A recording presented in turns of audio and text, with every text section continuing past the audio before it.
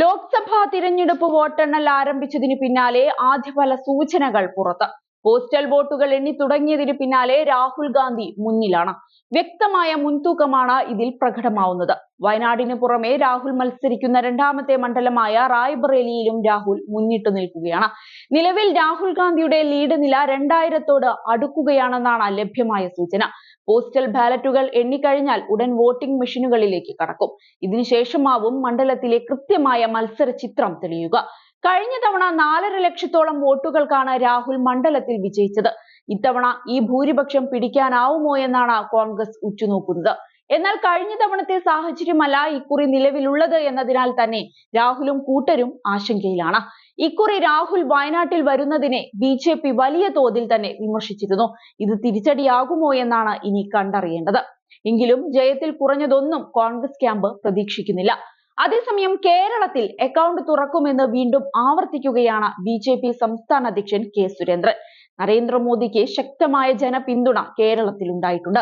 5 മുതൽ 6 വരെ സീറ്റുകൾ നേടാനാകുമെന്നാണ് പ്രതീക്ഷയെന്നും സുരേന്ദ്രൻ ആണയിട്ട് പറയുകയാണ്. തിരുവനന്തപുരത്ത് പ്രതീക്ഷയിലാണെന്ന് BJP സ്ഥാനാർത്ഥി രാജീവ് ചന്ദ്രശേഖറും പ്രതികരിച്ചു. തിരുവനന്തപുരത്ത് ഒരു മാറ്റം കൊണ്ടുവരാൻ ലക്ഷ്യം വെച്ചാണ് ഞാൻ ഇവിടേക്ക് വന്നത്. എന്റെ പ്രചരണവും അതിലൂന്നിയായിരുന്നു. വലിയ ഭൂരിപക്ഷത്തോടെ മോദി സർക്കാർ മൂന്നാമതും അധികാരത്തിൽ വരുന്നുവെന്നതാണ് വ്യക്തിപരമായി എന്നെ സന്തോഷിപ്പിക്കുന്നത് എന്നാണ് അദ്ദേഹം പറഞ്ഞത്. അവസാന നിമിഷത്തിലും ആവേശത്തിലാണ്. വികസനം, പുരോഗതി എന്നത് തന്നെയാണ് ജനങ്ങളുടെ ആവശ്യം. ആര് അത് ഉറപ്പു നൽകുന്നുവോ ജനങ്ങൾക്കൊപ്പം അവർ നിൽക്കുമെന്നാണ് രാജീവ് ചന്ദ്രശേഖർ പറഞ്ഞത്.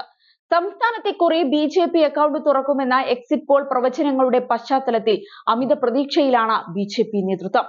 BJPക്ക് 4 വരെ സീറ്റുകൾ ചില സർവേകൾ പ്രവചിച്ചിരുന്നു. തൃശൂരും തിരുവനന്തപുരവുമാണ് BJP ഏറ്റവും കൂടുതൽ പ്രതീക്ഷ പുലർത്തുന്നത്. കേരളത്തിൽ അക്കൗണ്ട് തുറക്കാൻ ഇത്തവണ കഠിന പരിശ്രമമായിരുന്നു BJP നടത്തിയത്. തൃശൂരിൽ സുരേഷ് ഗോപിയുടെ പ്രചരണത്തിനായി സാക്ഷാൽ പ്രധാനമന്ത്രി നരേന്ദ്രമോദി തന്നെ എത്തിയിരുന്നു. ഇതെല്ലാം വോട്ടായി മാറിയെന്ന വിലയിരുത്തലിലാണ് നേതൃത്വം. കുറഞ്ഞത് 20,000 വോട്ടിന്റെ ഭൂരിപക്ഷമെങ്കിലും സുരേഷ് ഗോപി നേടുമെന്നാണ് വോട്ടെടുപ്പിന് പിന്നാലെ BJP വിലയിരുത്തിയത്.